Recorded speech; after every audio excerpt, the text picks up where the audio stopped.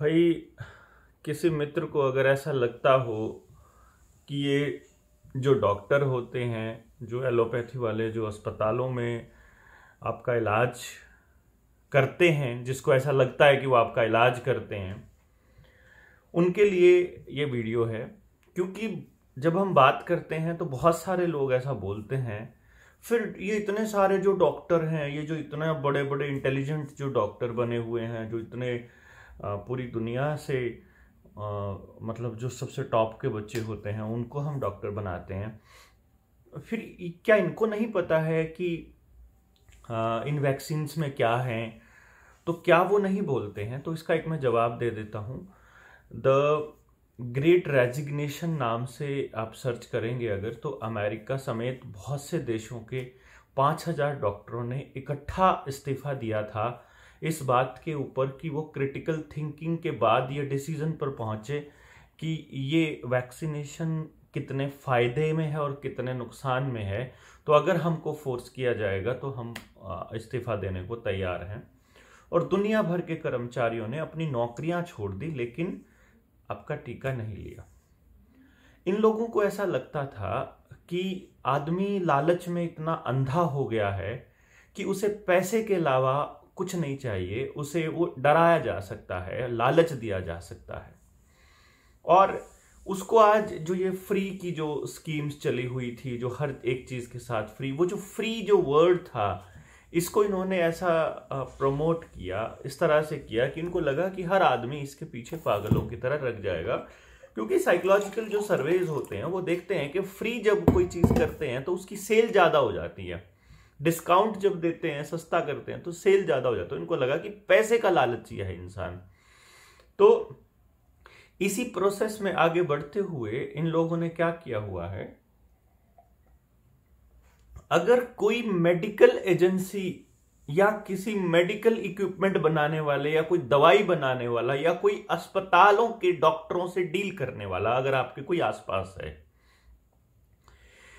अपने गांव में आपके आसपास कोई लैब वाला हो, कोई लैब टेक्नीशियन हो, कोई एमआर हो, मेडिकल रिप्रेजेंटेटिव, चाहे डंगरों की दवाइयों वाला, चाहे ह्यूमन की मेडिसिन वाला, कोई भी ऐसा आदमी जिसको अस्पतालों में डॉक्टरों से वास्ता पड़ता हो, अगर वो आपका जानकार हो, तो आपको 2-3 चीजों को वो बड़े आराम से बता देगा।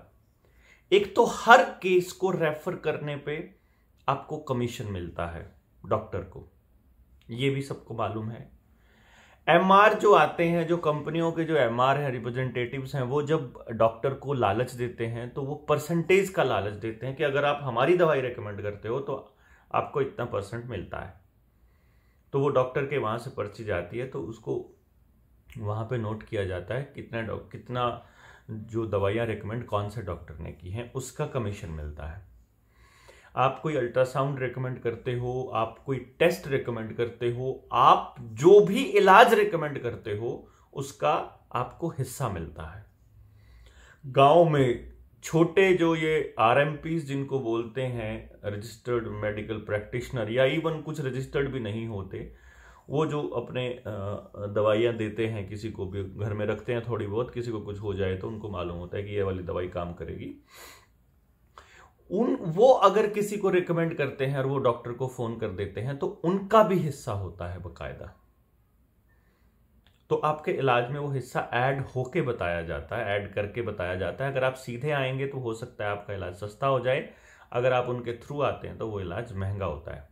मेडिकल लाइन में काम करने वाला या उनसे किसी को वास्ता है या वो आपके दोस्त हैं, तो वहां पर हर आदमी आपको बता सकता है। और अगर ये आपको नहीं मालूम है तो इसका मतलब आप फिर किसी और ही दुनिया में हैं। इसके अलावा जितने भी ये टेस्ट पॉजिटिव आते हैं, पर टेस्ट पॉजिटिव सीएमओ को पैसा मिलता है।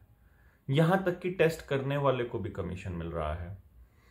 हर डेथ पे पैसा मिला है। जब सेकेंड वेव लाई गई थी, हर डेथ पे पैसा मिला था डॉक्टर को। आप लगाइए, आप अंदाजा लगा लीजिए कितना बड़ा खेल रहा होगा। 100 अरब डॉलर मोदी जी को WHO से मिला था, वर्ल्ड बैंक से, उस वक्त कर्ज आपको मालूम हो, जिस वक्त ये आई थी, लॉकडाउन के लिए स्पेशल कर्ज मिला था, और ये आपको पता है जरूर। ऐसा हो ही नहीं सकता कि आपको ना पता हो। इसलिए मेरे दोस्तों, ये लोग पैसे के लिए कुछ भी कर सकते हैं। ये अपने लोगों को मरवा सकते हैं, ये अपने देश को बेच सकते हैं, ये अपनी माँ को लाइन में खड़ा कर सकता है। ये इतना घटिया इंसान है जो इस देश के शीर्ष पदों पे बैठा है। उस आदमी से आपको अगर ये उम्मीद है कि वो आपके भले के लिए सोच रहा है, और वो डॉक्टर्स जो मतलब सिर्फ पैसा बनाने के लिए नॉर्मल हो रही डिलीवरी को भी सिजेरियन कर देते हैं, जो छोटी सी बीमारी को नासूर बना देते हैं, वो आपके भले के लिए सोच रहे होंगे। आप सोचिए, डॉक्टर बिशप्रू राय चौधरी ने 60,000 लोगों का डेटा दिया।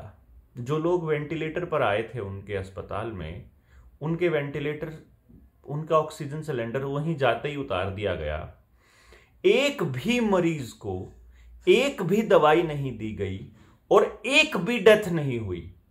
डॉक्टर बीआरसी के अस्पताल में एक भी डेथ नहीं हुई, जब 100% इलाज संभव है, जब केवल 250 रुपए की दवाओं से, मतलब खाने पीने की आइटम से, यानी कि चाहे जूस है चाहे वो 3 दिन का 250 रुपए टोटल खर्चा एक आदमी का, जब 250 रुपए में इस बीमारी का, सो कॉल्ड महामारी का इलाज संभव है बिना डेथ के, 100% सर्वाइवल के साथ, तो फिर आप इतना इतना पैसा किस चीज पे लगाया है और किस चीज पे खर्च किया है, ये सवाल नहीं पूछोगे क्या इन सरकारों से?